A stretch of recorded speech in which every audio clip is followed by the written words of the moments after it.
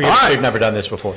Good evening. I'd like to call the October 13, 2022 meeting of the Greenville City Council to order. I'm Mayor P.J. Connolly. I'll be presiding over tonight's meeting. First, I'd like to call on Councilmember Daniels for the invocation. I've bad news, Mayor. First, I'd like to call on Councilmember Bell for the invocation, followed by the Pledge of Allegiance.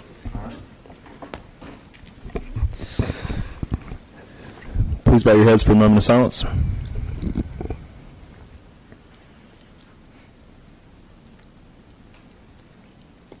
Thank you. Please stand for the Pledge of Allegiance. I pledge allegiance to the flag of the United States of America and to the republic for which it stands, one nation, under God, indivisible, with liberty and justice for all.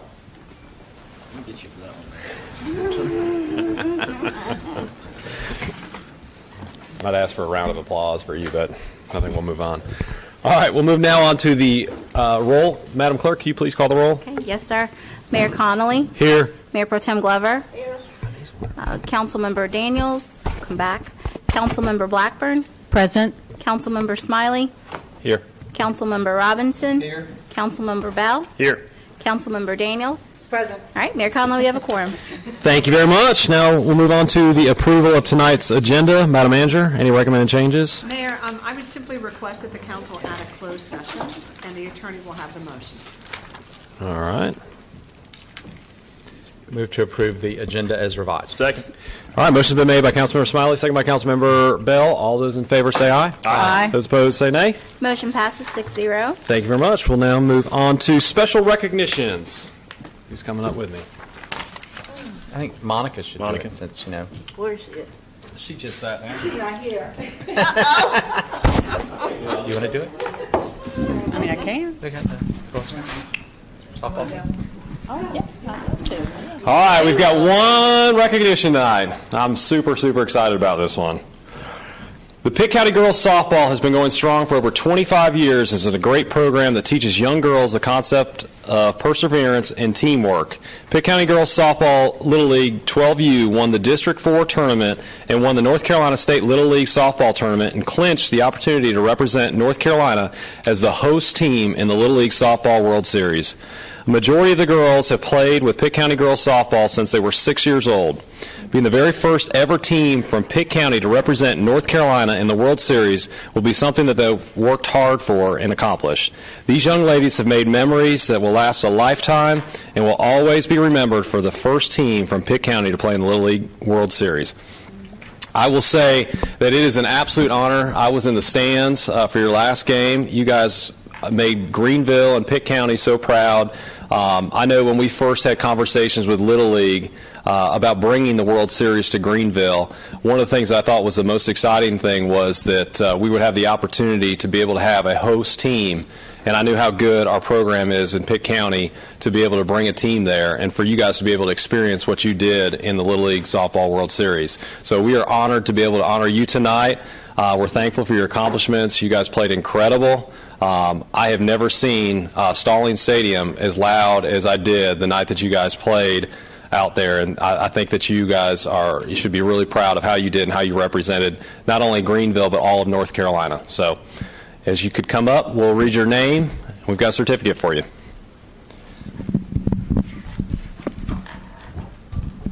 Elena L. Britton.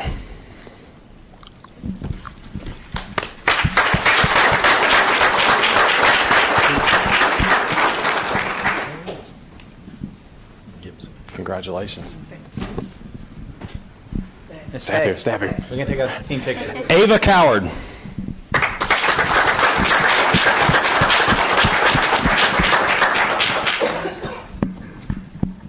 Congratulations. Coach Brian Booth.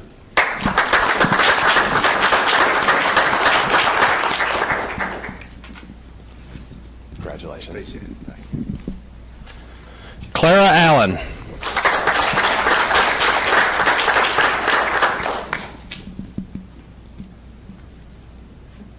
Congratulations. Coach Emery Smith.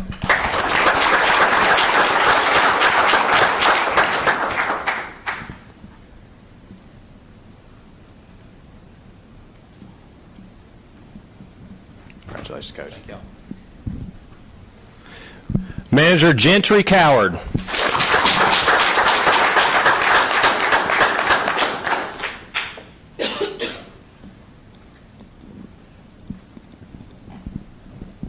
Congratulations. Harper Bradley.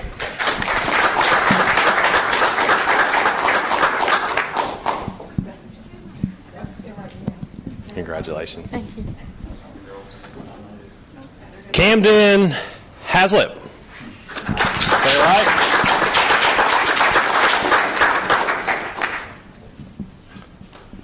Congratulations. I didn't butcher your name, did I? I didn't butcher your name, did I? Kayla Johnson.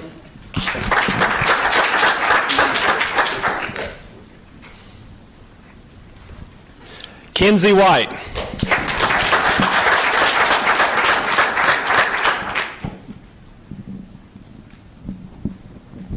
Congratulations. Logan Smith.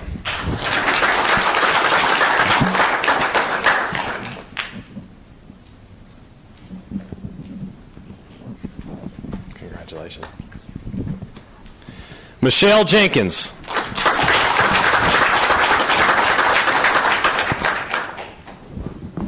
Congratulations, Michelle. Peyton James.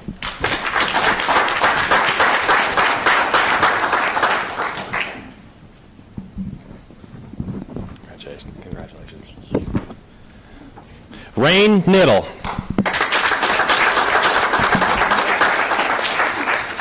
They're making you wait. Sarah Booth.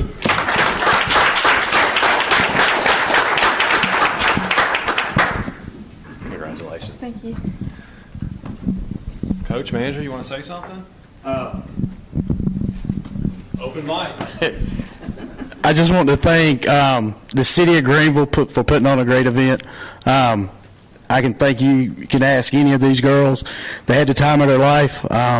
It was something they'll never forget, and we're glad Little League come to Greenville, and we could be a part of it.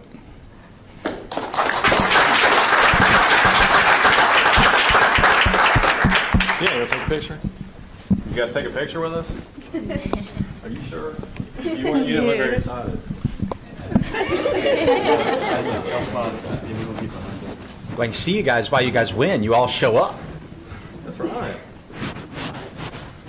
Sometimes we have teams here and half the team isn't here. You guys are all represent.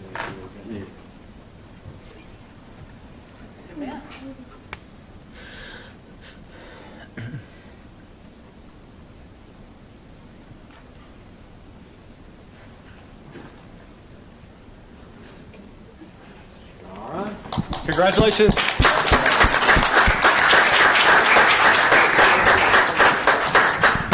Thank you. Appreciate you being here.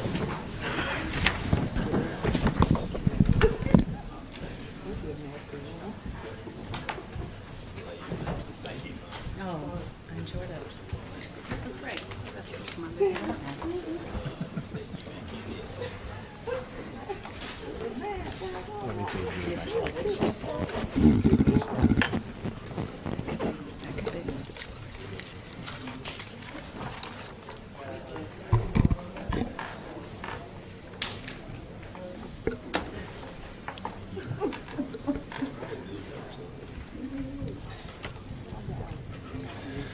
All right, we'll move on to the public comment period. The public comment period is a period reserved for comments by the public. Items that were or are scheduled to be the subject of a public hearing conducted this meeting or another meeting during the same week shall not be discussed. A total of 30 minutes is allocated, with each individual being allowed no more than 3 minutes. Individuals who register with the city clerk to speak will speak in the order registered until the allotted 30 minutes expires. If time remains after all persons who have registered have spoken, individuals who did not register will have an opportunity to speak until the allotted 30 minutes expires. Madam Clerk, our first speaker. Okay, first speaker is Mr. Paul Fallon. Mr. Fallon, you have 3 minutes to address the mayor and council.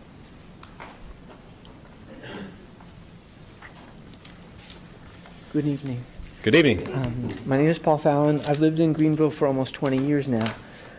And I come today to note a mistake made and to ask now that the City Council correct that error. A recent NC Policy Watch article signals that ENC Alliance and Greenville Utilities push for an incentivized deal with Compute North in regard to the crypto mining operations. one that involved skipping normal procedures despite public outcry. As per the article, though normally funding would come from the state for economic development efforts, someone at GUC declared, I quote, "There is simply not time to get this approval from the state since we need to move so quickly," end quote. And so the ENC Alliance would have offered the money. This is from the article. If I am not mistaken, that's taxpayer money. While the specific incentives mentioned were not ultimately offered, the urgency they represent won over the Greenville City Council, which created a zoning ordinance based on information from the company to allow the project to move forward. This decision was made in spite of a local expert questioning the soundness of that information, despite significant protests, including a petition signed by over 600 Greenville citizens, and without following up on countervailing information available from local officials elsewhere who have dealt with similar crypto mining projects. Worse, now that Compute North has filed for bankruptcy, individuals and institutions in the town, our town, are left holding the bag, including specifically the City of Greenville, Greenville Utilities, NC Department of Transportation, Pitt County, and the State and House Fire Department. Who pays for this? We, the taxpayers, do. This was a mistaken decision taken hurriedly that literally comes at the taxpayers' expense. But I speak not just to point out the error, because the problem still exists. To avoid stricter federal and state oversight that might nix sweetheart deals and ad hoc regulations, crypto mining operations look for places where local officials control public utilities, which allows for their stronger, more direct influence. This attracted Compute North to Greenville. Now, despite the wrong-headed push to a rushed decision and the clear failed result, Greenville still presents itself as a prime target for such projects because of the inclinations of GUC and the ENC Alliance, and because of the ill-informed zoning ordinance that the City Council created. This situation went bad, could have been much worse, and now I hope you will do the right thing. I ask that the Council take the time to do their due diligence and reverse that ordinance to better protect Greenville. Thank you for your time. Thank you, Mr. Fallon. Madam Clerk, our next speaker. Yes, sir. The next speaker is Ms. Lenora Green Anderson. Ms. Anderson, you have 3 minutes to address the Mayor and Council.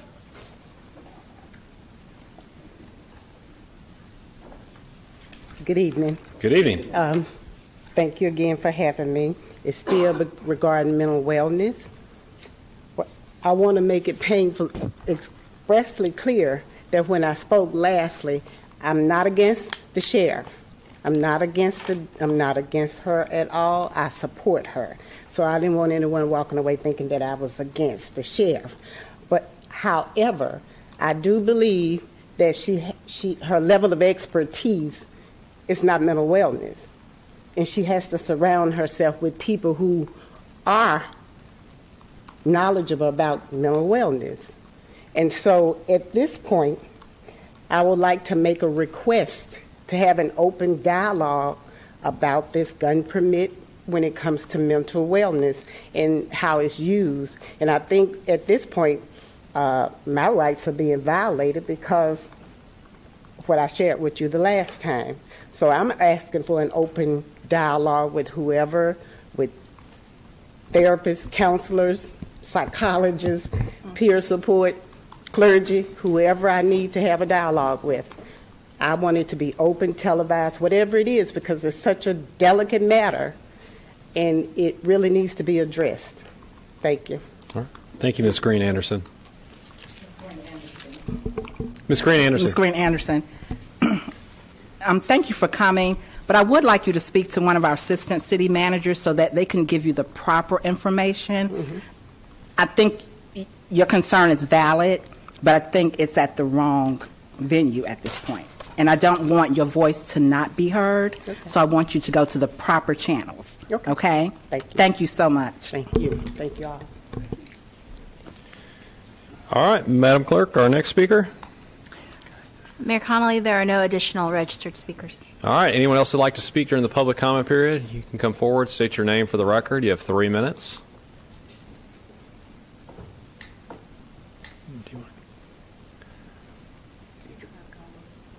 Ken? You want to go speak?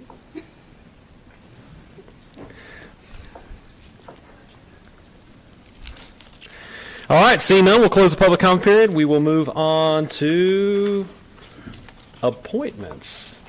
Madam Clerk. All right. First appointment we have is to the Animal Control Appeal Board, and that can be nominated by any member of the City Council. I am still working with vets to fill that position. Okay. All right. Next is the appointment to the Pitt County Human Relations Commission, and again, this can be any citizen, does not have to be an elected official or a member of staff, open to nomination from any member of council. No, I think that didn't someone was telling me that they had dissolved their Human Relations Council. I don't think so. Pitt County. Right? Pitt County may have. I can circle back. I can check in with the county and just bring back some kind of confirmation about that one. That's a county appointment. Sure. I think Brian Meyerhofer said he went. They need me. I'll be on it. All right, somebody nominate. I'd like to nominate Monica Daniels. Second. That is a great nomination. Motion's been made by Councilmember Blackburn, second by Councilmember Bell. All those in favor say aye. Aye. Those opposed say nay. Motion passes 6-0. Congratulations, Councilmember Daniels. Thank you. Okay.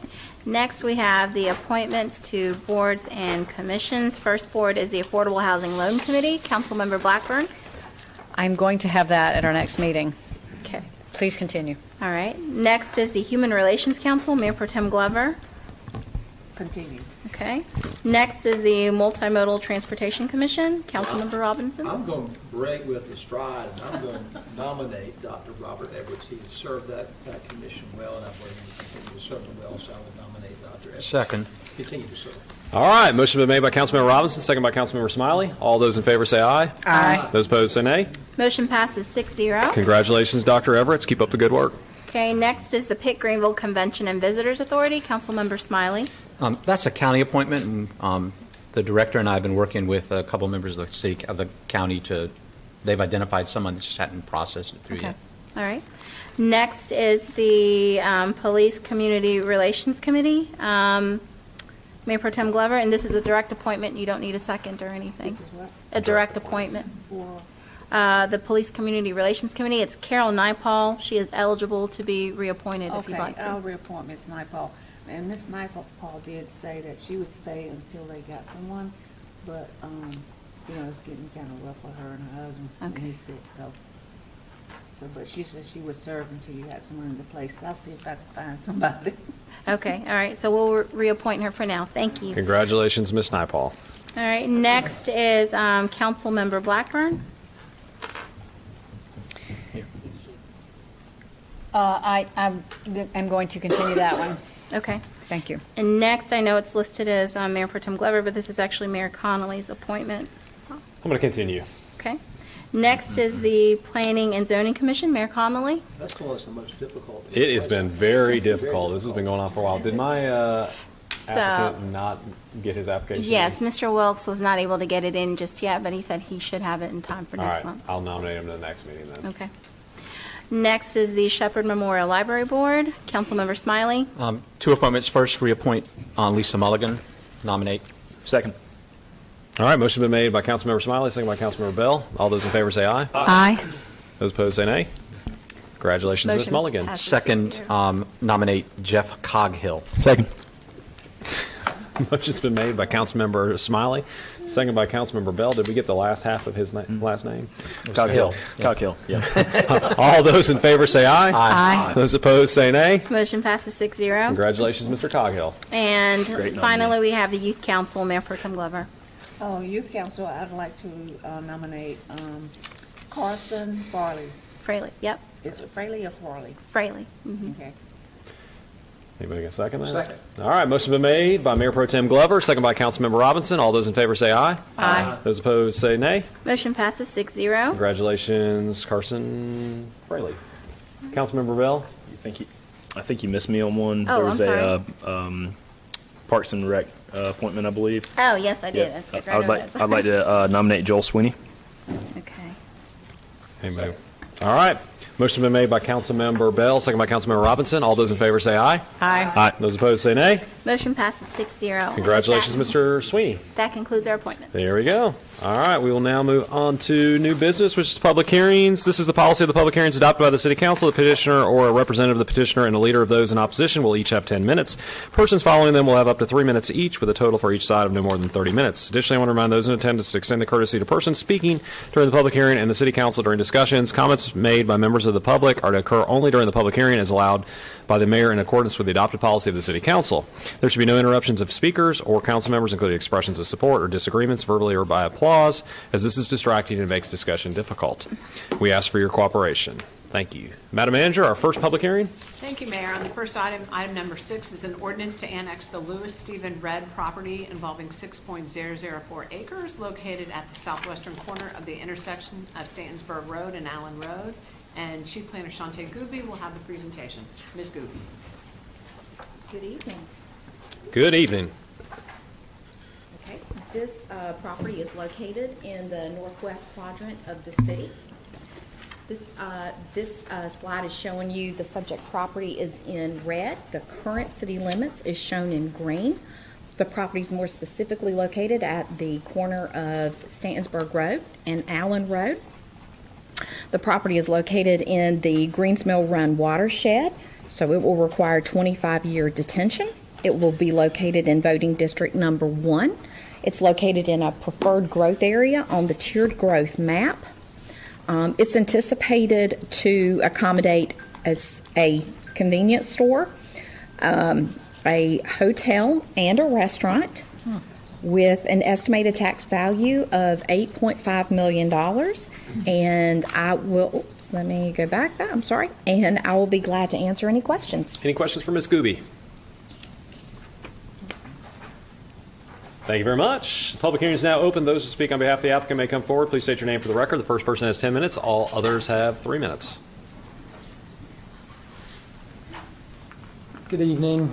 My name is James Eatman. I'm the attorney representing the applicant here and just wanted to make myself available in case anyone had any questions. All right. Any questions? Thank you very much. Anyone else that'd like to speak in favor of the applicant, you may come forward. You have 3 minutes.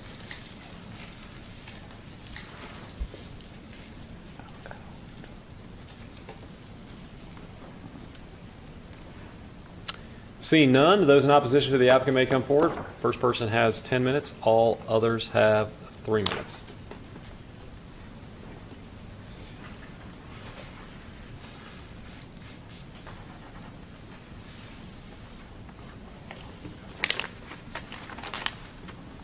Seeing none, public hearing is now closed. Open for a board discussion or a motion. Motion to approve. Second. All right, motion's been made by Councilmember Blackburn, second by Councilmember Daniels. All those in favor say aye. Aye. Those opposed say nay. Motion passes 6-0. Thank you very much. We'll move on to item number 7, Madam Manager. Thank you, Mayor. Item number 7 is an ordinance requiring the demolition and removal of the dwelling located at 1607 Chestnut Street, known as tax parcel 24363. Assistant Director of Planning and Development Services, Les Everett, will have the presentation. Mr. Everett. Good evening. Good evening. Thank you. We are here about 1607 Chestnut. As usual, we start off with our parcel information, our aerial view. The information on this has been vacant for many years. There are no active utilities at the site.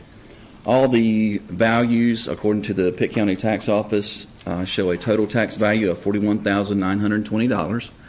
There are some unpaid taxes on this property. The estimated cost of repairs are over $50,000, and our estimated cost of demolition is $12,000, and this structure does meet the dilapidated criteria. I'd like to show you a few pictures.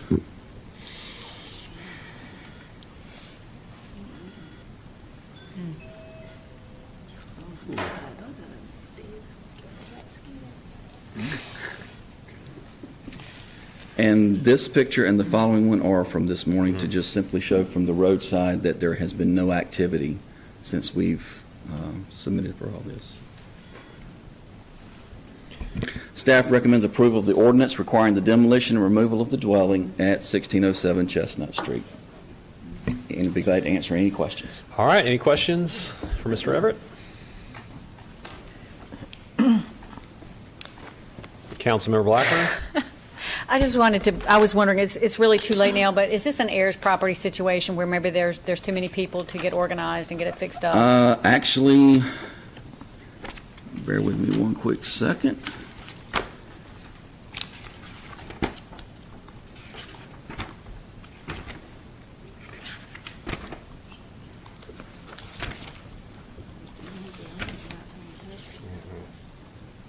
This was a land trust.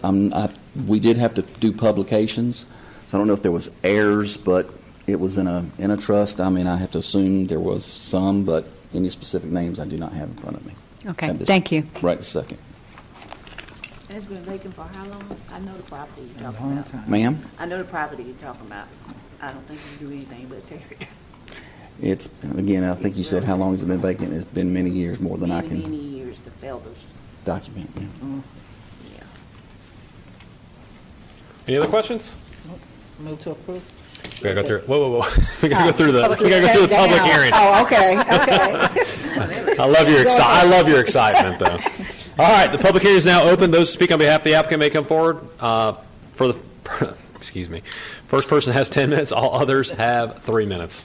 10 whole minutes.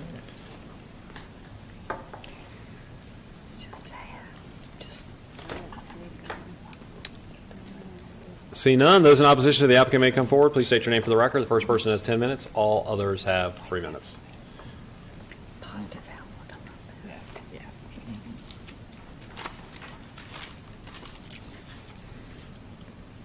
See none. Public hearing is now closed. Open for a board discussion or a motion.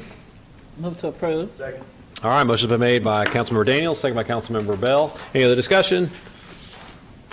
All those in favor say aye. Aye. Those opposed say nay. Motion passes 6-0. Thank you very much. We'll move to other items of business. Number 8, Madam Manager.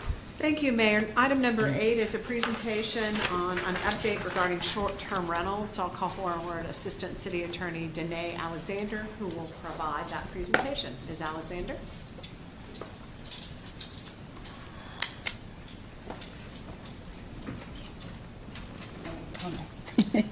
Good evening, everyone. Good evening. Let's see. All righty, so this is, as City Manager just said, an update on short-term rentals in regards to the request that was made by Councilmember Les Robinson at one of our previous council meetings. And so when we talk about short-term rentals, what exactly is a short-term rental? A typical definition that we've seen across many locales is that it's a residential dwelling unit that's rented in whole or in part by a host or operator to provide overnight lodging accommodations for no longer than 30 days, and there's compensation involved. When we talk about short-term rentals, there are 2 specific types. One is what we call a homestay lodging. That means the host or operator rents a room, and they remain on site during the entire stay by the renter. Or we have what you call a whole house lodging. That means the host or operator rents the entire property, and they're off-site during the renter's stay. So in looking at this particular issue, we did some benchmarks in terms of short-term rentals as it relates here to the city of Greenville. And as of right now, the city does not have a short-term rental use on the books, and so there is no type of regulation currently in place for these types of rentals. One thing I want to say here in terms of a benchmark is that the General Assembly has been looking at these types of uses, and at some point in the near future in one of their long sessions, they might actually move to preempt any type of local governments from regulating STRs.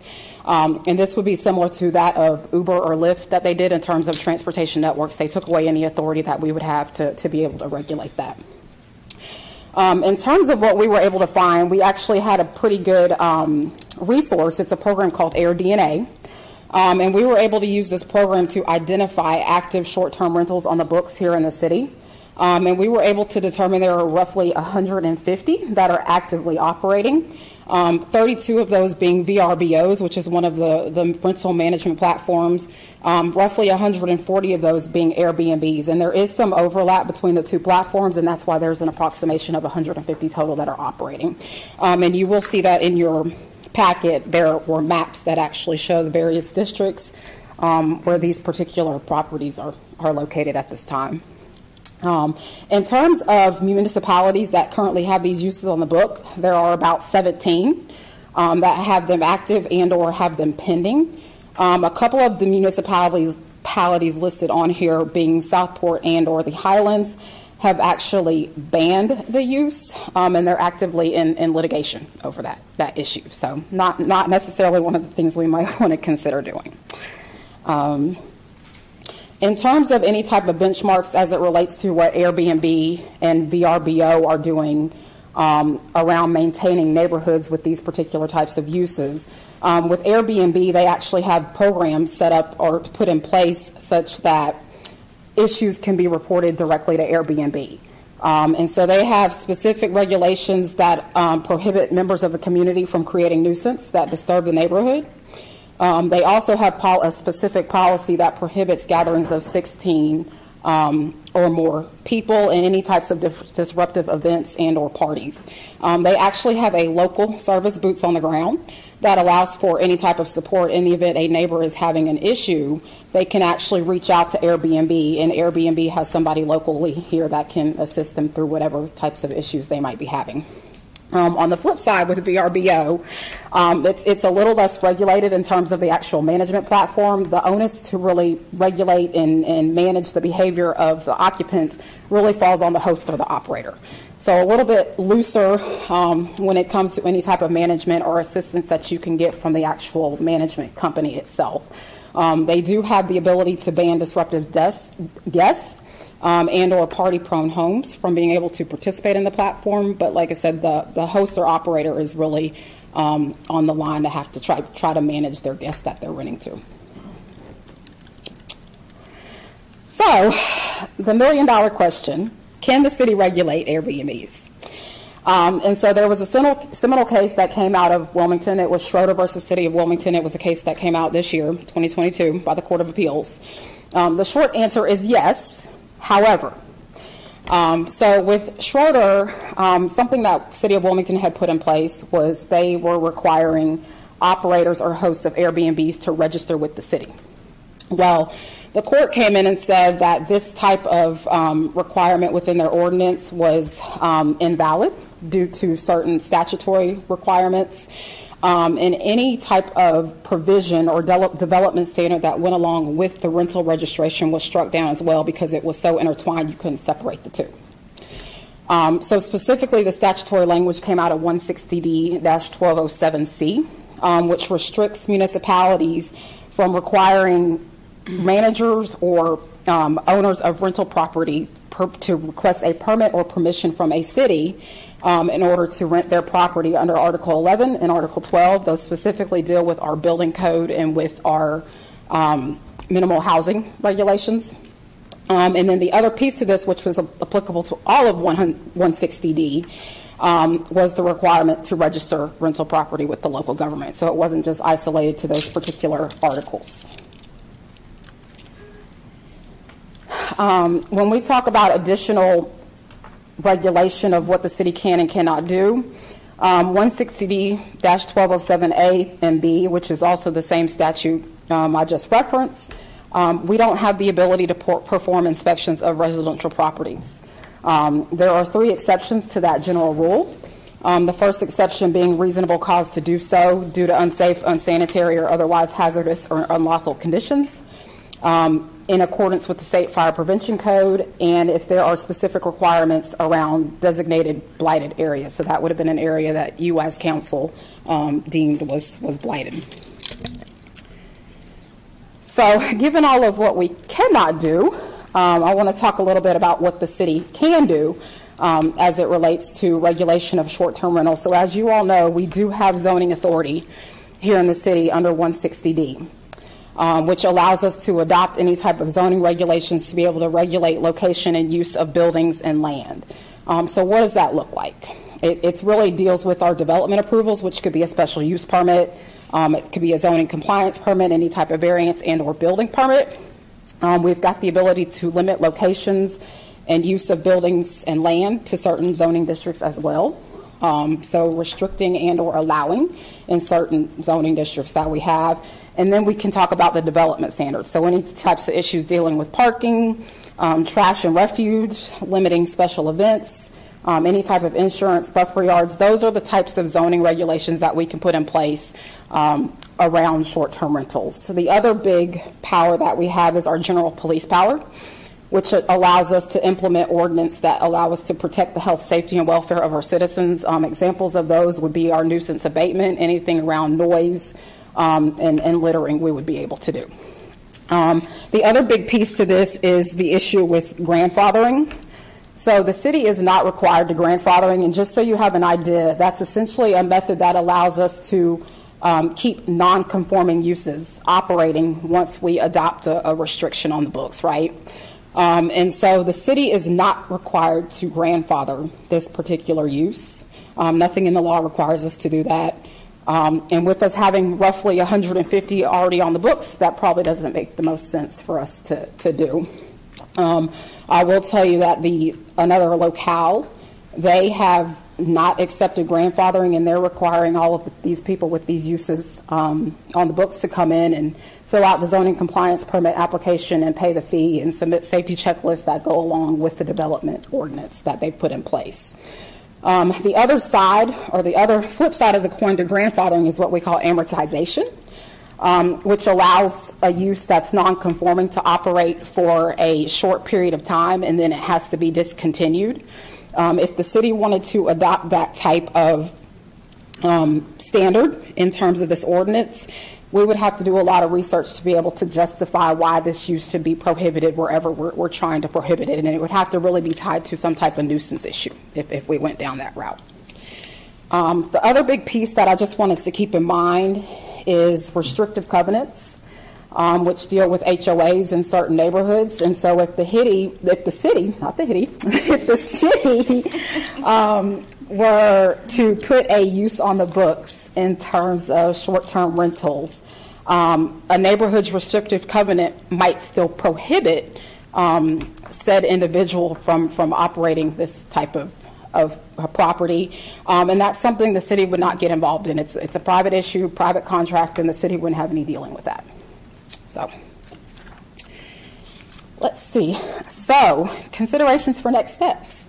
So this is what I'm coming to you all before. I wanted to provide you with this information, but really want to be able to understand, one, does City Council want to regulate short-term rentals? Based on the information given, do we need to do more research? What does that look like? In terms of any type of ordinance we would put in place, it would have the standard language, which would deal with severability. So if any provisions within the ordinance were deemed invalid, the rest of the ordinance would still stand and we would keep operating. Any type of compliance with laws and regulations, including occupancy and personal property tax payments. And we did a little research on the occupancy tax and what the city is getting as it relates to that. And for fiscal year 2022, we took in 14.71% of all dollars in terms of occupancy taxes was attributable to short-term rentals, bed and breakfasts, what have you, and that amounted to about $377,000. So any type of public involvement that we would have around putting this ordinance in place, a lot of locales we talked to, that was a main component of them writing these ordinances, was doing public involvement, community engagement from various stakeholders as it relates to this use. Any type of evaluation of other uses that are already on the books. We have about 6 uses that are similar to, not quite the same, that we would want to flesh through so there was nothing that was conflicting in terms of a short-term rental regulation. And then once again, I wanted to bring back the point of the potential for the General Assembly to come in and preempt our regulation of these short-term rentals in their next long session. So that's something we'll want to take into account if we want to go down this path. So with that being said, I've got a list here and a bucket of things I want you all to evaluate in terms of, like I said, one, do we want to do this? And two, what type of regulations would you all want to see in you all's bucket for an ordinance that we would essentially bring back to council, keeping in mind what the crux of this is that any regulation, it has to be reasonable and rationally related to our zoning authority here in the city. And so just quickly going through the list, I talked about zoning compliance permits earlier. It would be a one-time permit. That's what we're seeing a shift to, is that they're not doing annual requirements because that might be in violation of the registration requirement. So that would be a one-time permit that might include a safety checklist that deals with smoke detectors, fire detectors, carbon monoxide, what have you, and that would just be a voluntary checklist. We wouldn't be able to go in and do any type of inspection with that. Limiting short-term rentals to certain zones, commercial fringe, residential zones. They're pretty much operating all over the city as it stands right now in terms of our residential zoning districts. We do have some in commercial fringe, so they're kind of spread out. We've got some in medical, residential, what have you. Any prohibition on special events, large gatherings. I talked about Airbnb already having a layer of protection there for that. But the city could come in behind that and maybe put some more restrictions out there. Any type of parking issues, trash refuse. When you talk about trash refuse, it might mean they're posting some type of note in the home to say trash has to go out on this day, this time. Make sure you pull the cans back in, and then it would relate back to anything else we already have in our ordinance as it relates to trash.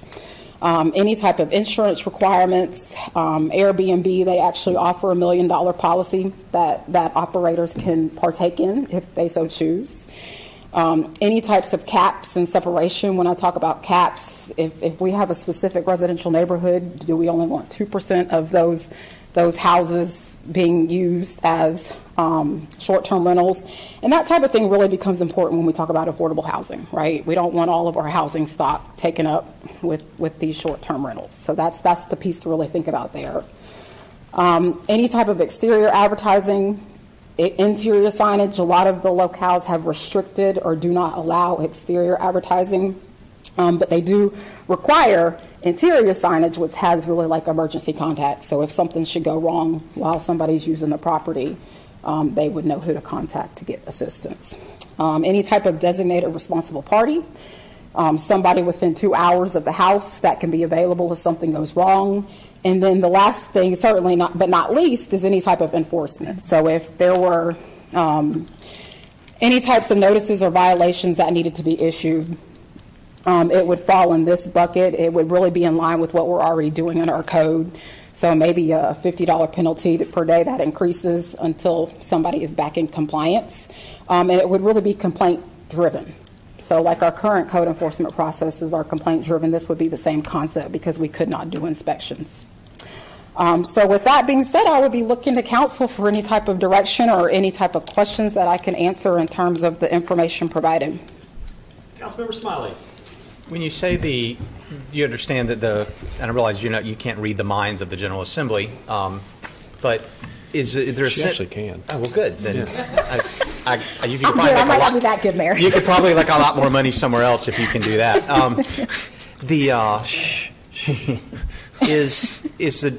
Is the rumor, I guess, that the General Assembly would prohibit local action here and put in place some sort of statewide set of standards that would address some of the issues, or is it more like the Uber thing where they said y'all just can't legislate in this area? It's more like the latter. We cannot legislate in this area. It would be off limits. I know, but I mean, is there a sense that they would replace the lack of local legislation with some sort of broad thing protecting the citizens of the state? No, that's not the idea that we've gotten from the rumor that's floating around.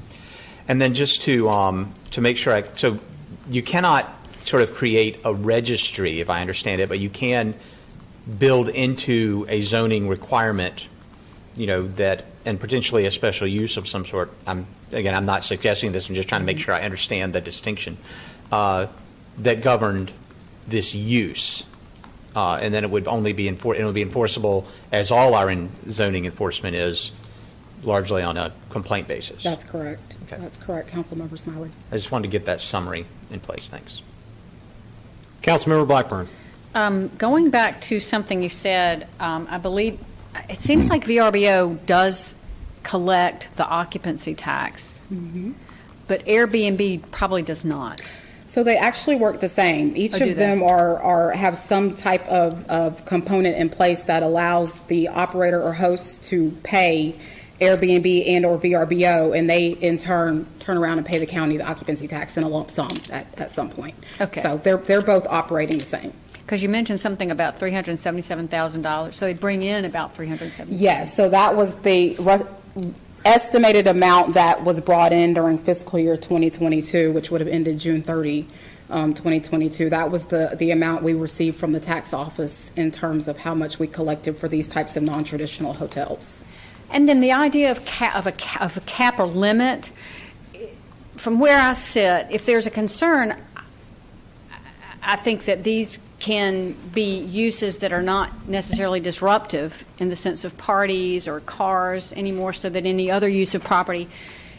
Just as someone who lives in a neighborhood, the only potential negative aspect I would see is the loss of the neighborhood character. When you have homes that are not occupied by families, it's not your neighbor that when you're cutting your grass you wave at. It's different people that come and go, and that's how neighborhoods sort of lose their heart and their character and become something different, and that's how you lose a sense of just the cohesiveness of a neighborhood. So that's why the idea of caps is interesting to me. Maybe after a certain level of VRBO or Airbnb in a neighborhood, you would say, okay, that's it for now. How would that work, and what are other communities doing in those terms? Yeah, and what you see is really when you talk about a cap, you would more so see it in a multifamily complex, so like an apartment complex or a condominium or what have you, because you wouldn't want the whole condominium being short-term rentals, right? Because that, like I said, it takes away the idea of affordable housing being available. And so that's one of those things we would really have to be able to sit down and justify and look at the numbers. And whenever you look at other communities who are doing this, City of Wilmington is the example, but their issue was it was so intertwined with their rental registration piece that it got struck down. And so the thought is that if it were not connected to that rental registration, we would be permitted to do it. But we would really need to see, like I said, in terms what that looks like and where we were trying to apply it such that we would be able to justify it and be able to monitor that piece. And you raise a really good point, which is what it does to the housing market, especially for rentals and apartments. And that's a very important consideration. Thank you. Absolutely. You're welcome. Any other questions, comments? Councilmember Robinson? Absolutely, we need to regulate. Absolutely. And in the normal sense, if you were to, and I've asked a lot of my neighbors in my district and outside, what do you think of when you think of a residential piece of property? And I think universally people think, I live there as a tenant where I'm paying a rent, or I live there and pay a mortgage, but it's my home that I go to day in and day out. And where I see the problems that have been articulated to me is, it's one thing when you have an Airbnb that you do a 6-month lease to a traveling nurse. So he or she comes there, and they are treating it like their home, even though technically that's not their home. They're there every day, and basically their activities are pretty much indistinguishable from the neighbors. And it may be the Airbnb, the renter has the property maintained, like a lot of homeowners do, or says to the renter, you have to maintain it while you're there. So that is not, I think, necessarily the problem. The problem that's been articulated to me is these short-term rentals, like a Wednesday through a Sunday deal, that basically is a party house. And again, not all of those short-term rentals are like that, because I've actually have been in an Airbnb, as I said to you, up in the mountains where we go, but as we treat it as if it's our home. We go in there, and what's got me concerned is in these residential homes, you've got people that are coming home and they go in their backyard, as one homeowner said to me, with my children to play.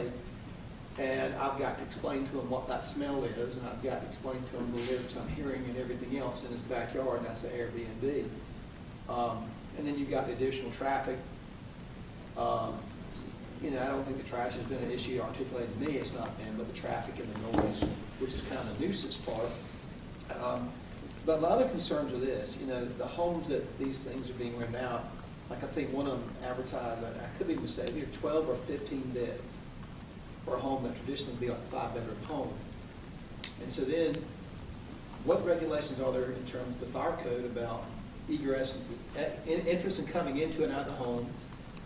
If something happens, smoke detectors, fire extinguishers, where do you get to the point where you have to have those kinds of things installed in a residence if you're going to stay there, like motels? Right.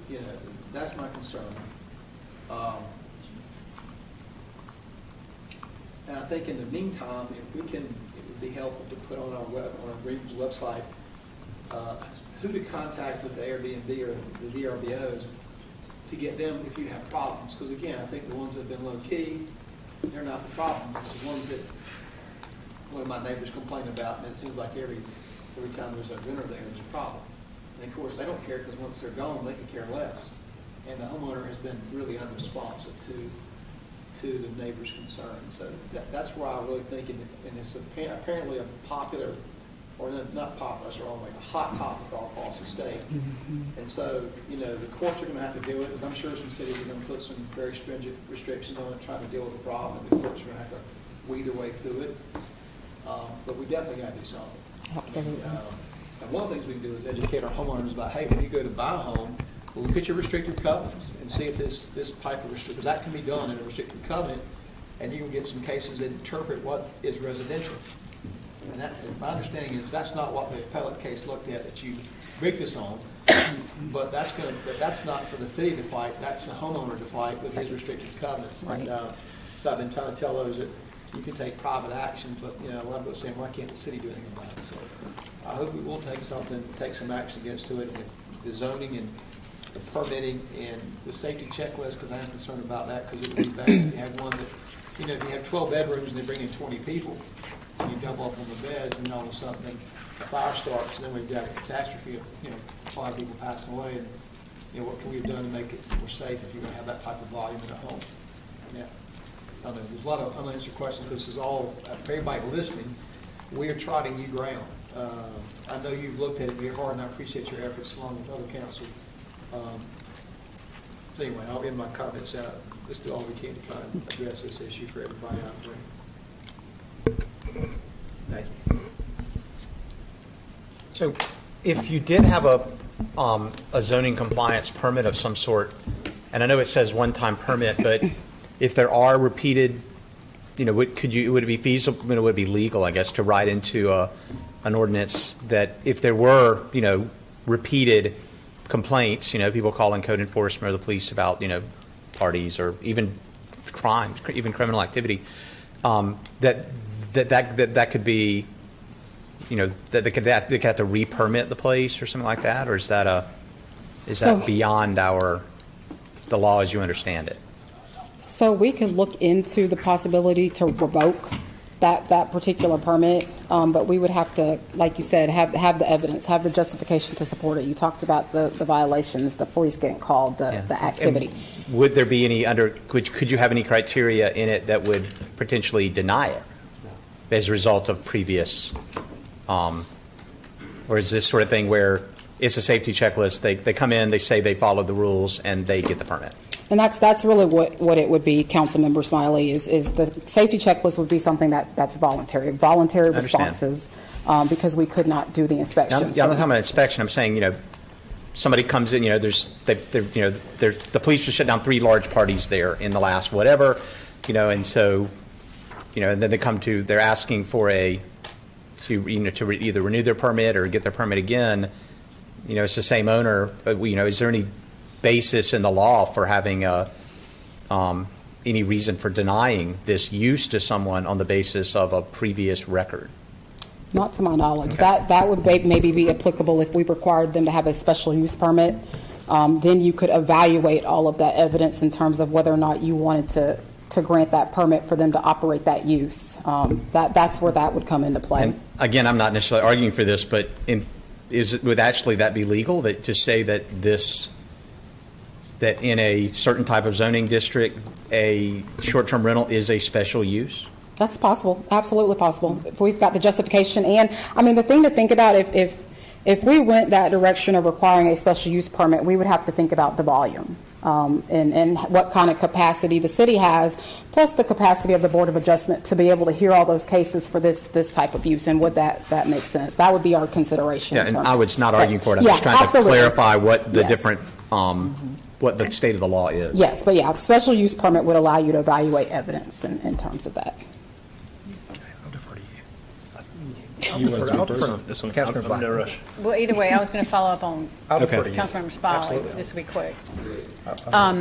Mayor, okay. To Councilmember Smiley's point, if we do the one-time permit, it sounds like there's no basis for reevaluating that.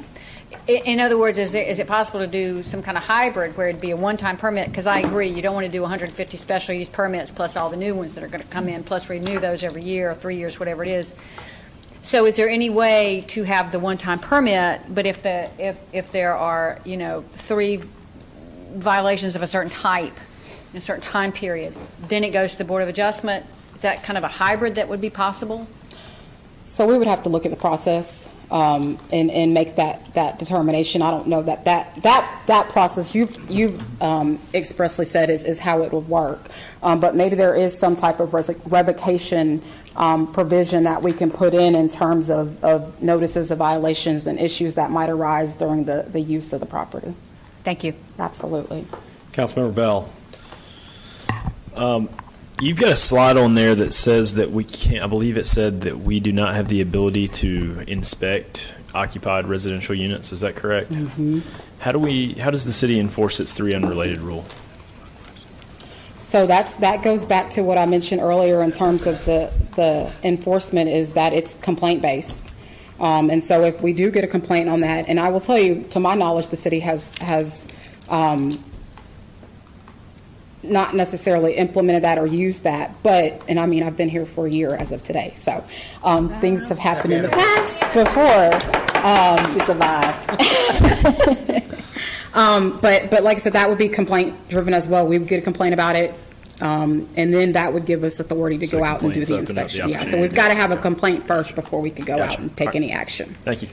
I would just say that it's very difficult to enforce that provision, 3 or more unrelated persons. I mean, how do you know who lives there? You got to get a copy of the lease, so you have to do some type of inspection and surveillance to see who's going in and out of the house. Over the years, that's been very difficult to enforce. But most cities, particularly cities that have colleges in their towns, put that on the books, but it's very rarely enforced. And how do they prove relation?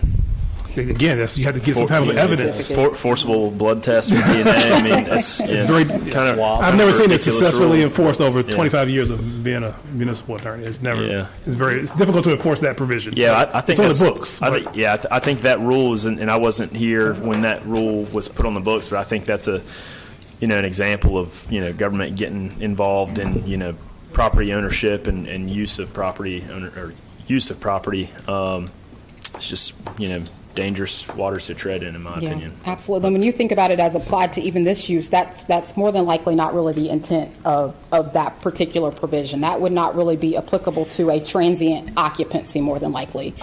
So in this arena, that would be extremely hard to enforce. Also, remind council that the city still has not given up its police power. So if you have a whole house rental and there have a lot of noise and a lot of young students or whatever having loud parties, you have a noise ordinance. So if there's litter, trash, whatever, you still have ordinances and police power where the city may have some enforcement provisions or codes or state law that applies. I haven't said anything yet, but I will say I am fundamentally against regulating this type of rental. I mean, me personally, I think Councilmember Robinson said it. There's a few violators that are out there, so why would we punish everyone that's doing the right thing and running it correctly? I would be more in favor of us enforcing nuisance cases, keeping a log of nuisance cases of those people that are chronic violators with it. I mean, I'd hate to have somebody, continuously doing party after party right next door to me. But also, I don't want to take away everybody else's property rights throughout the city because one person's violating it. I don't think that's right. I mean, we do that with rental properties throughout the city. We've got chronic violators that are doing it. It's noted. This code enforcement works incredibly hard to be able to make sure that they identify them and address those issues. I would hate to go out there and take away people's property rights because we've had a few really bad apples. I mean, it's like punishing the whole city when, you know, there's only a few people that are violating the people's quiet and safety. So that's just my personal opinion on it. I agree with you, Mayor, 100%, because that's why I illustrated that, like, the traveling nurse is not a problem. That's not the complaint. It's when the homeowner lets his use get out of control, and then it's difficult to enforce a nuisance action because nuisance is one of those words that doesn't have a black and white meaning. What may be a nuisance to you is not a nuisance to me, and vice versa to other council member. But I like the idea of a special use permit because for those that run it as it should be, I think it should be not a one-time but an annual deal.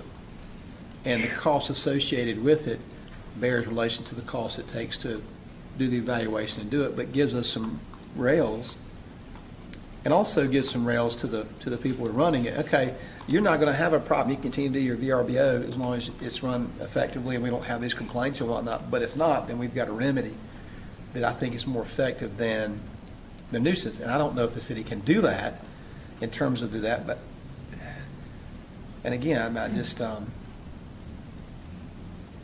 when it is a bad problem, it's a bad problem. And then all of a sudden, it's like the rock dropped in the pond. If you've got that bad VRBO that drops there in that particular aspect of the neighborhood, it ripples out to all the homeowners around it, not just in terms of living next to it, but also property values. And again, I'm everybody knows me, I'm for us to develop, and I don't like a lot of rules, but, you know, if we could be better neighbors, we wouldn't have this problem. But sometimes you just have neighbors that they don't care about you.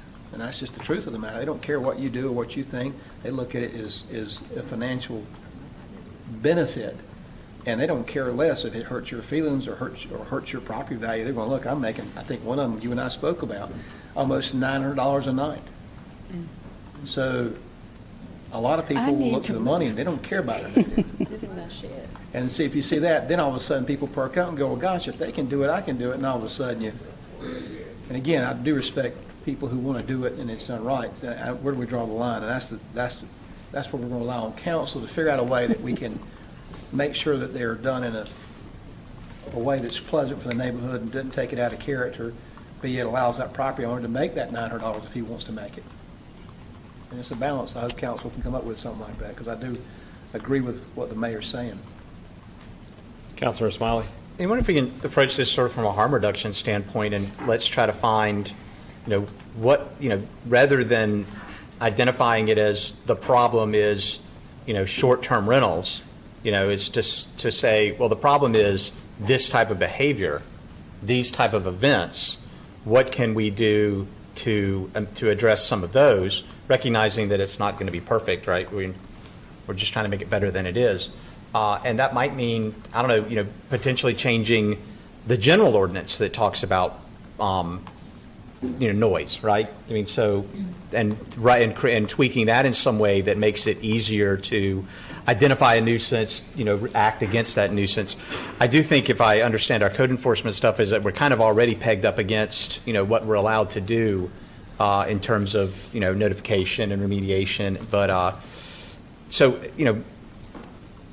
this has come to our attention as a short-term rental issue, but it may be that it's simply an expanded version of a bad neighbor issue. Being a poor neighbor, either as a homeowner renting out their property or as a guest in the city. So if we're going to approach this, it may be that we don't have the first step might not be to approach it as a regulating short-term rentals, as to dealing with the issue that is actually presenting as the main problem. Councilmember Blackburn.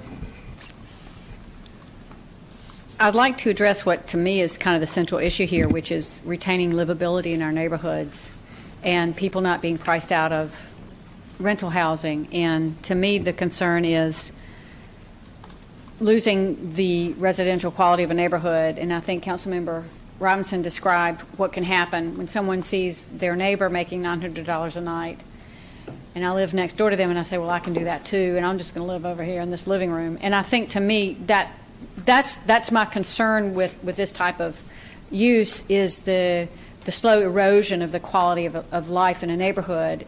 And that means having a family next door, as I mentioned earlier, having family next door, people you wave at, people you see walking their dog. And to me, that's the concern. And, you know, to Councilmember Robinson's point, I don't know how you can slow that down if it decides to start taking place, but a special use permit may be a way to do that. I will just say again, I'm totally against it. I think that is just a complete overreach, you know, and neighborhoods themselves that do have restrictive covenants, there usually are provisions inside the restrictive covenants that enough people in the neighborhood, if they decide that they want to make changes or modifications to the restrictive covenants, they can make those decisions per the neighborhood. I'm also a huge believer of supply and demand, and understanding that you can have an entire neighborhood of Airbnbs, but it doesn't mean that everybody's going to rent an Airbnb. I mean, it's just not that way. I mean, the other flip side of this, too, is one of the great things about our economy and capitalism is it's an opportunity for people to be able to have a different type of business income, for them to be able to make themselves sufficient, make themselves to be their own bosses, be able to create their own business out of it. They could be potentially living in their house and realize that they could make additional income by using it as an Airbnb. Maybe they move to another property and then they do the exact same thing, and next thing you know, they're making a substantial amount of money, and they've changed their life, they've changed their socioeconomic status, and they better themselves. So I would be very reluctant to make any changes and violate anybody's personal rights for their real property that they own. I would just be very, very cautious with that, and going in and asking staff to be able to go through every Airbnb, every single vacation rental by owner, and asking them to go ahead and come before the board. I mean, the amount of staff that we would have to have and the amount of cases that we would have would be unbelievable, especially doing it on an annual basis coming in here. As the city of Greenville continues to grow, you're going to have more and more of these opportunities that are going to come available, and it's just going to be only more work for our city. So I would caution everybody to be very careful with that. And then also, in addition to this might be a complete moot point. You know, once the legislature gets sworn back into office, they open up their session, they may go ahead and say, well, we're going to go ahead and strip municipalities from any opportunity to do this type of regulation. And then all of this was for naught, and we wasted a tremendous amount of time. So I would be very cautious moving forward. Councilmember Smiley. I'm not in complete accord with the mayor there, but I take his point, especially when it comes to staff time. But I do think that there is another issue there that I think you have to be real careful trying to use municipal tools to decide what a neighborhood's going to be. I think, you know, for instance, for decades, you know, city councils defended the single-family home, you know, as in single-family, residential zoning, you know, because that was their impression of like what constituted a nice neighborhood. And in many places around the country, what that's resulted in is, you know, lack of affordable housing, you know, inability to build housing at density. And so what you end up with are, you know, this huge collection of sprawl because, you know, everybody wanted to defend their own, you know, their idea of, well, this is what a neighborhood looks like, this is what a neighborhood feels like, this is what a neighborhood should be, when, you know, left to its own devices, the neighborhood might have become more dense. They might have found, you know, that people living in duplexes or triplexes, you know, there's the challenge related to affordable housing in this country has a lot to do with the very act that was being discussed, which is, you know, we're going to make it so only, you know, we're going to protect these neighborhoods and make them only be what our vision of this neighborhood should be. So I think that we act against our own intentions often when we do that. You know, that we, in an attempt to create and protect the, you know, the sort of the sanctity of the family living in a nice place, we make it impossible for families to live in nice places. But I do think that, again, you know, I think that a way forward for council here, given that, you know, I think that nobody seems to be on the same page about, like, we're getting ready to write an ordinance here. do think we can try to focus on, what is the problem? How do we deal with these specific events, right, where we're having one location that's getting a lot of nuisance complaints? How do we deal with that, right? How do we do that within our additional law, and can we create additional law that is nuisance-based? Anyway, I would suggest that is a way forward that I think all of us agree on, or at least we're in the ballpark on, without trying to without walking forward into a collection regulation that I don't see a large majority on council supporting at the moment. Any other discussion? I do. Councilmember Blackburn? To Councilmember Smiley's point, if we would need to make additional ordinances, I can't see how we would need to make additional ordinances, because we should have everything we need, given the presentation. And if we don't have those ordinances, we need to get them, Airbnb or not, because we need to be able to have the authority to deal with nuisances and unsafe conditions.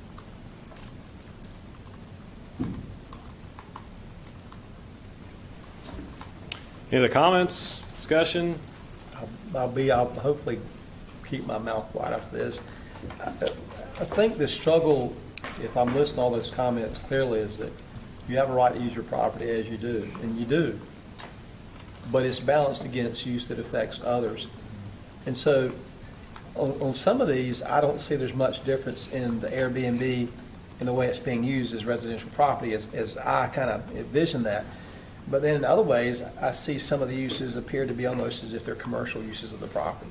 I mean, like a hotel or a motel, and we've always regulated hotels and motels in terms of zoning, and so this is kind of a hybrid, and I think nobody that bought their home in the last 15 or 20 years, or even recently, ever thought, well, when I buy my home, by the way, are Airbnbs allowed to be here?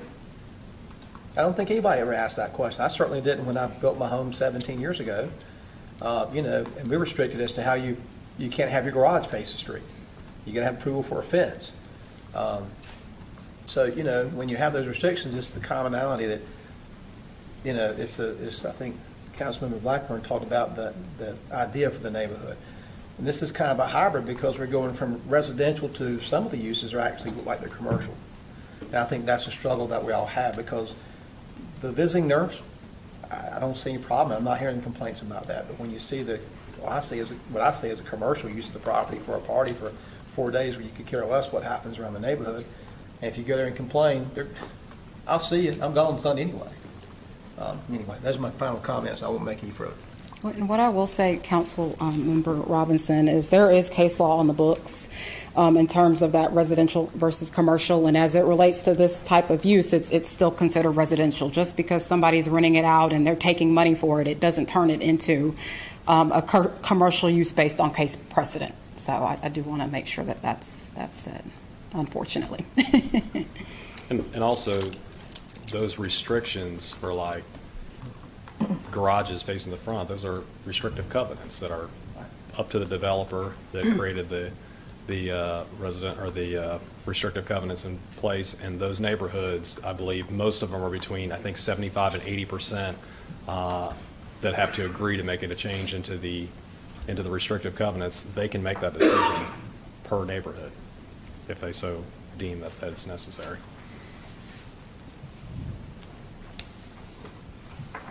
Well, staff's looking for guidance from us. Do we want to hear more about how we can address nuisances? I mean, go ahead. My question has to do with, from a nuisance standpoint, are we already doing that? Are we taking notes as far as, who are the nuisance property owners? Because I'll be honest with you, the people that I've heard that have complained, it's always the same property. It's never like, oh, it's this one this time, it's this one. It's always the same culprits that are the ones that are causing the problems. I don't know, are we as a city keeping up with that information from a code enforcement standpoint? Do we have a note of it? What are the violations for it? And how is it being addressed? I'm guessing that the police department may have to go out there in many cases. I'm guessing we don't send Tony out there with a gun or anything. No, you're correct, Mayor. In terms of nuisance and as it relates to this issue that has arisen, we have been sending police out. There have been calls for service and what have you. I think that one of the challenges with this particular issue is it's a transient occupancy. Right. So you go out there one time and you tell them, keep it down, and then you've got another crew coming in the next week, and you've got to go have the same conversation. So yes, there have been calls for service, and that has been done. But like I said, Do we notify the property owner? Because I think that's probably that's where you have the teeth. That's on my list. So that's what I've been recommending. I would say that's the one you start with is going after the property owner, because if they're the ones that are doing this, at some point they can create their own rules and regulations per Airbnb or per vacation rental by owner, saying that, hey, if you're in violation, if we get a call from the police department, if I get a letter from it, I'm going to charge you X amount of dollars and you're never going to be permitted to stay in my Airbnb. And I'm sure they probably have reviews or something like that in reference to the people that have been renting it. So I don't know. Absolutely. And that's all factual, what you're saying, Mayor. And so, like I said, that has been one of the recommendations that has been made, is that this needs to roll up to the property owner. Absolutely. So that maybe we can get some of it under control. And, me personally, I think that's probably a thing, because as a property owner and you get a letter in the mail saying that you're in violation of city ordinance, that they're going to fine you or they're going to do some other type of punishment towards you or towards your property, I think you're going to get their attention pretty quick, because not only is it an income stream for them, but it's also an asset for them too. They've got a substantial amount of money in it. They may own it free and clear if they could potentially have that taken away, or have fines levied against them where they could potentially lose their property. It's going to make them think twice about putting in bad tenants in the neighborhood. And do we know possibly if there's a time frame for the legislation making a decision on this? And because personally, I think we should probably table it until we know something further, so we won't have to come and visit this all over again. But I don't know if that time frame means 2023, 2024, Yeah, absolutely. So the information we have received it's rumored that it will be taken up in the next long session. Okay. But whether or not it will go anywhere, I can't say. It was taken up during the last short session, and it got tabled. It didn't go anywhere. So I'm not really quite sure what the timeline might be in terms of any legislation coming down the pipe, unfortunately. Okay. I will say that the more cities probably move to regulate this, the faster the General Assembly will probably move. So I will put that out there. And right now that's minimal, correct? Yeah. All right. Anybody have any other direction or other comments before we move on? I do have a question. Councilmember Blackburn. It's a question for council. You were talking about how enforcing the 3 unrelated rule is difficult, impossible, but we do have the capacity to regulate boarding houses. Is that right?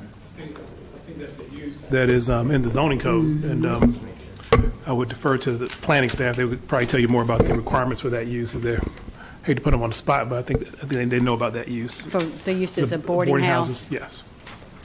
And that.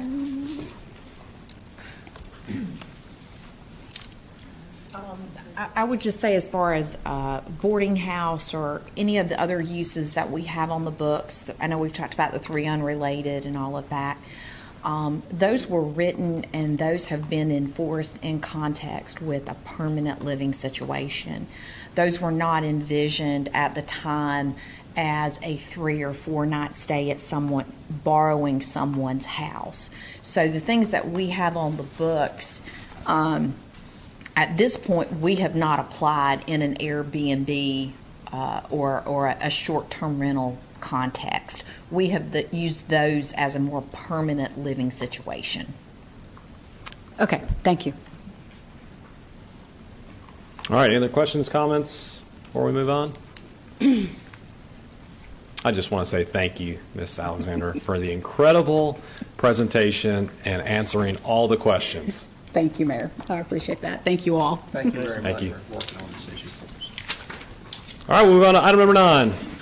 Mayor, item number 9 is a resolution of the Historic Preservation Commission requesting that the City Council facilitate the repair, maintenance, and addition of street and neighborhood signage in the College View Historic District. Councilmember Daniels requested this be added to the agenda. Thank you, Madam Manager. Yeah, if we can look at, well, let me go back. There are some concerns that people living in historic districts are not aware that they reside in those districts. So one thing we'd like for council to look at, not council, I'm sorry, for staff to look at is some of the sign options that can be put up in historic districts, on what that design would look like, and the installation and maintenance cost of those signs. Thank you. Yeah, my understanding is there are, in fact, those designs, a lot of those have already been come up with. They just have, the signs are no longer up in the neighborhood. They've been damaged over time and simply haven't been replaced. And I think it's a, is that, and if that's the case, is it nobody's reporting that they're damaged and so that staff doesn't know they're replaced? Do we not have the resources or the, is there a reason why they're not being replaced as they're, as they deteriorate? So that's the issue I've heard. Okay. So my understanding is that there are not signs up currently in a lot of those neighborhoods. Actually, so, I actually, when I first got on council, submitted I think actually City Manager Wall did an inventory throughout the university neighborhood of all the street signs that were missing, or staff did an inventory. There's a whole bunch. And HBC has done one as well. So we do have some pictures. If Brock could, there we go. Yeah. Okay. If the question is for the council, replacing the oval at the top, we can certainly get some information about replacing the oval at the top. And just, yeah. That's the question. And throughout the historic, I think it's restoring them when they come away. Well, I mean, I think it's a little bit of both, because there's some areas that do not have it, and so we'd all like to see it throughout the historic districts. So regardless of where individuals go, they will know and recognize.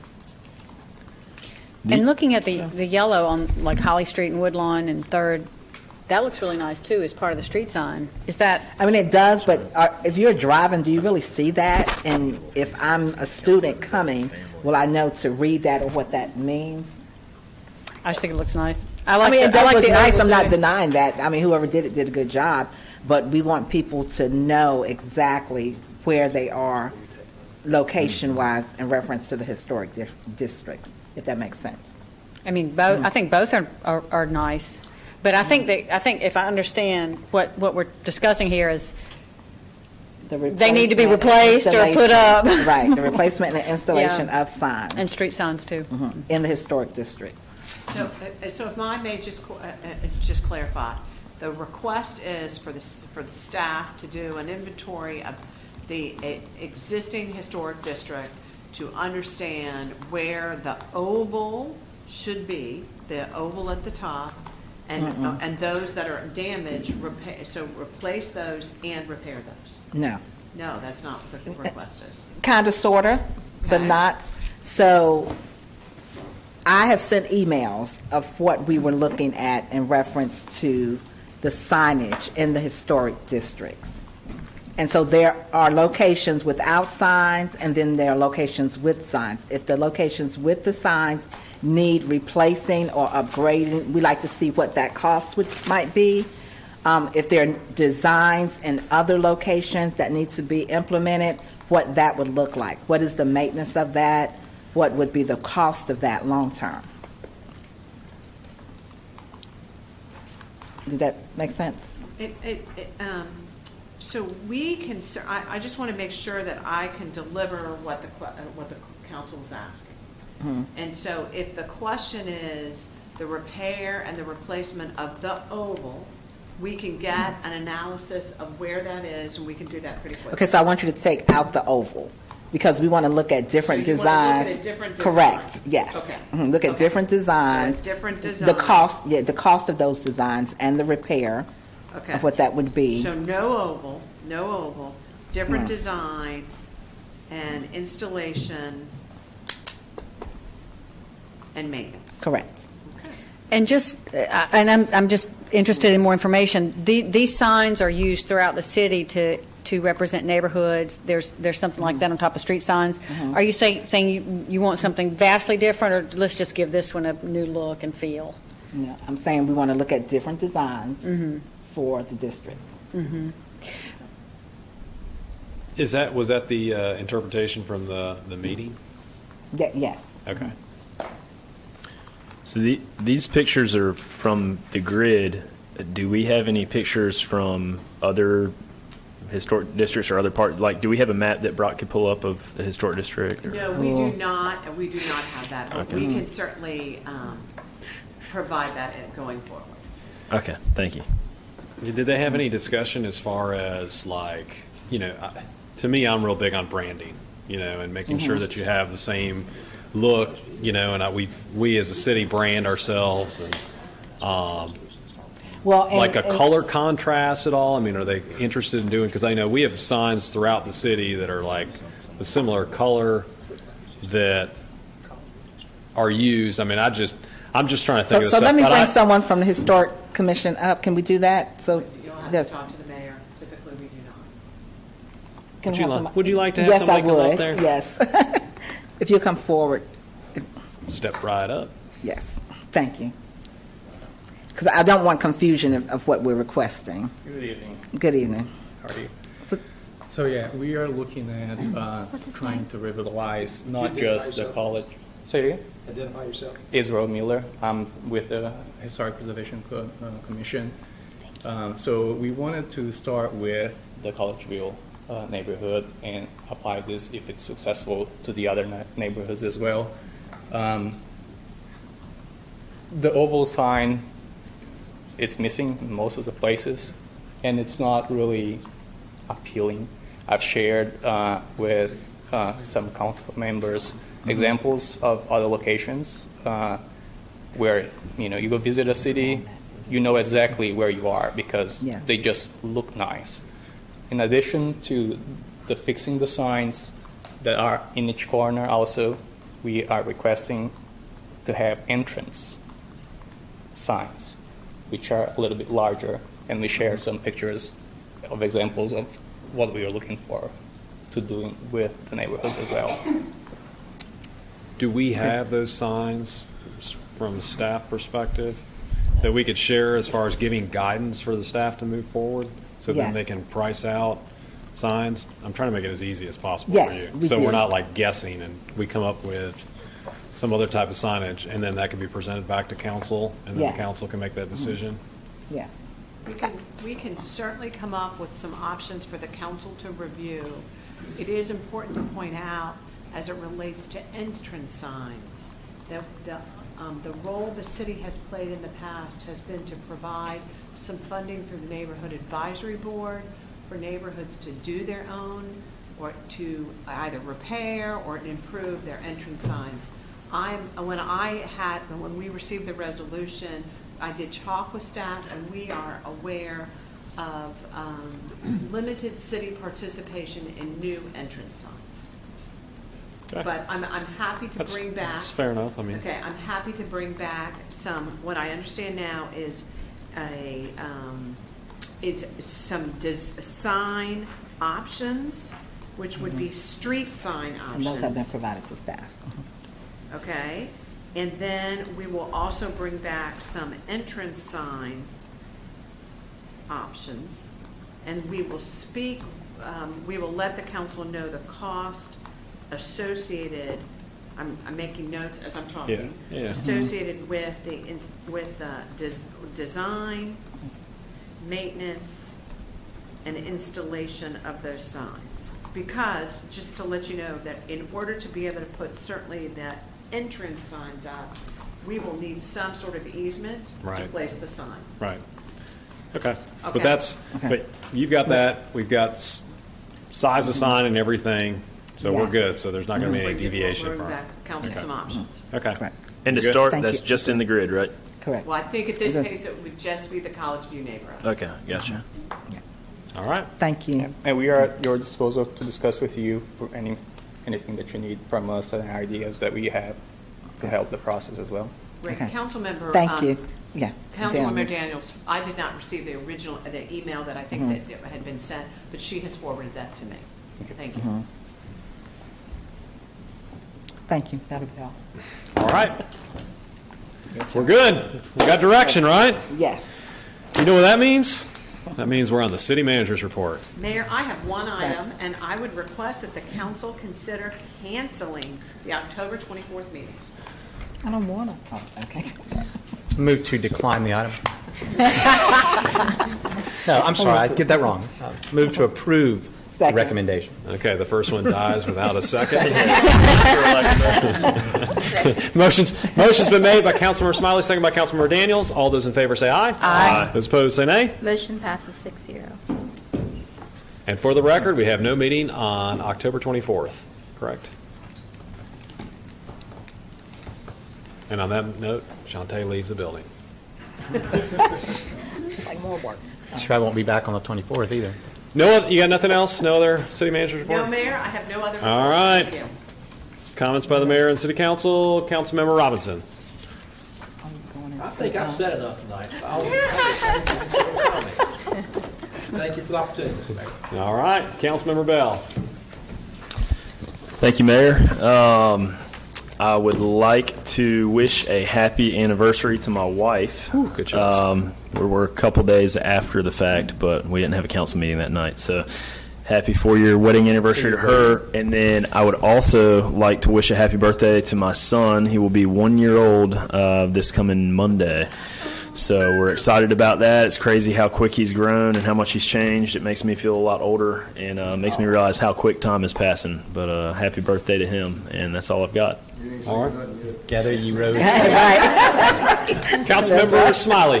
I have no comments. Councilmember Blackburn. Uh-oh. She had to clear her throat. Yes, I did. Oh, Lord, she take the whole page. She took a deep breath. I do. I've got several pages. I'd like to start my comments tonight by returning to something that we've heard discussed this evening. It was in previous comments from Dr. Fallon.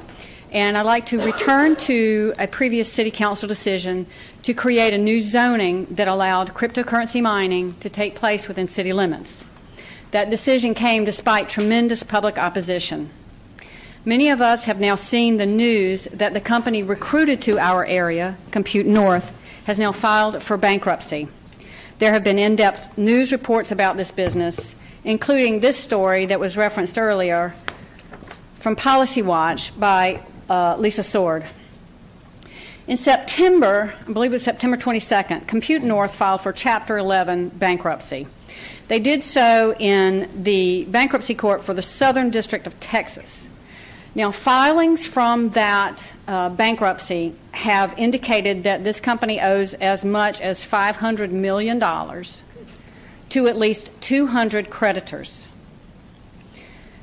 I have received information indicating that the city of Greenville is among those creditors, and I'd like to know if that's the case. As was mentioned earlier, we are talking about taxpayers' dollars, and it's a grave concern that we be good stewards of those dollars. So if that is the case, then we have a responsibility to let the public know about it. Therefore, I'd like to request that the following information be made available to members of council and to the public. My first question is, did the city of Greenville provide money or anything else of value to Compute North? If so, who approved this transaction, and when did the approval take place? What reason or purpose was given or was there that existed for the city to provide money or other item of value to Compute North? Nope.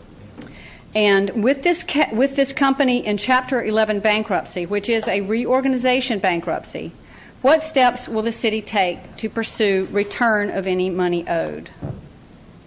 When we're looking at economic development, it's incumbent upon us as a city to consider all the factors surrounding a potential project. And that includes environmental considerations. So when we're considering recruiting businesses to our area, it's important that we look at what's the effect on our local environment, our energy grid. What's the effect on the larger environmental circumstances, neighborhoods, air, soil, water, wildlife, rivers, and ultimately the ocean and planet? Along those lines, the city's Environmental Advisory Commission recently adopted a resolution supporting the idea that future business recruitment to our area take environmental concerns under review and consideration as part of economic development efforts. They approved this resolution on October 6th, which I'll read.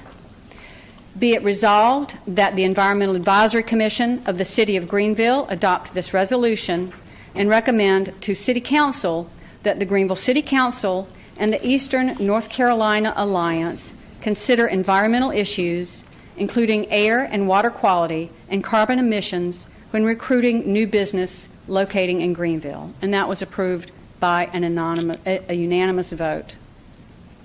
So in keeping with that recommendation, I'd like to request that the City Council reconsider the zoning ordinance that it passed allowing cryptocurrency mining.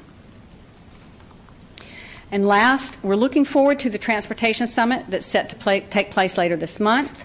And the Environmental Advisory Commission also adopted a resolution welcoming that event. And that resolution goes, therefore it be resolved that the EAC, the Environmental Advisory Commission, recognizes and thanks the organizers of the upcoming 2022 Bike Walk Transportation Summit taking place in Greenville October 27th to 29th, and encourages participation in the summit. And that was also approved by unanimous vote on October 6th. That concludes my comments. Thank you.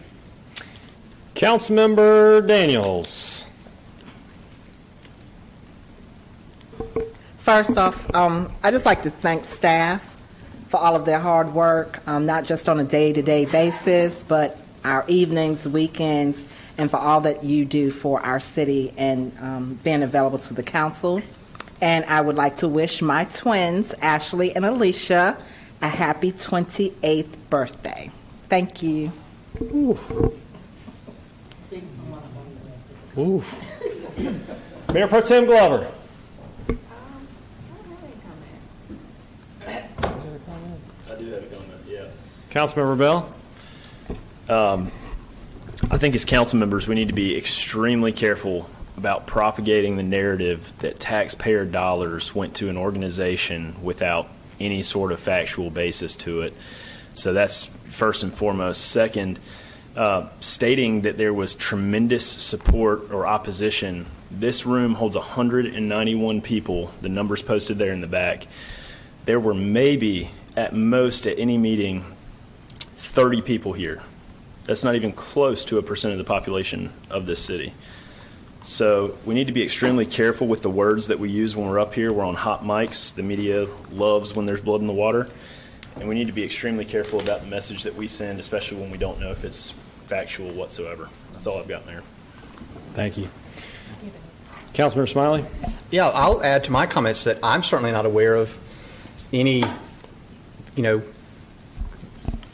concession made to Compute North by the city, or, people have suggested that we met with Compute North. I never met with a member of Compute North except for during an actual meeting on the city council where they came to talk to us.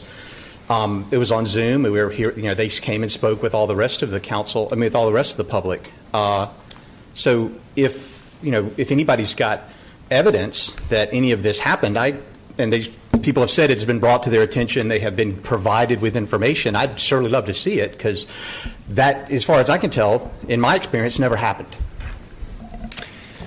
And it comes to me, too. So I would like to kind of reiterate what my other council members said, too. One of the things that I really appreciate with working with the council representatives over the years is the fact that we could sit down and have conversations with one another and talk about these issues and not use this as almost a soapbox to air our grievances. And I've appreciated that good relationship that we've had over the years too, to get good work done for the citizens of Greenville.